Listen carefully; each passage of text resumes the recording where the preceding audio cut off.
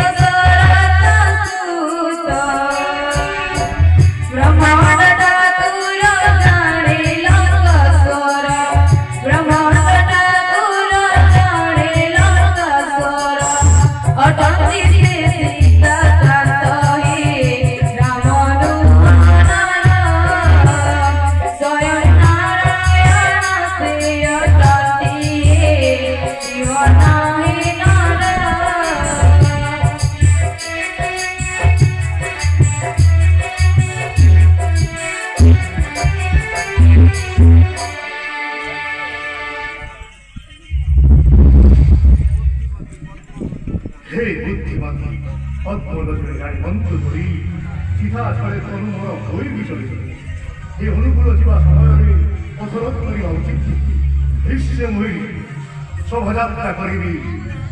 पुष्पक विमाने चारपी हरणे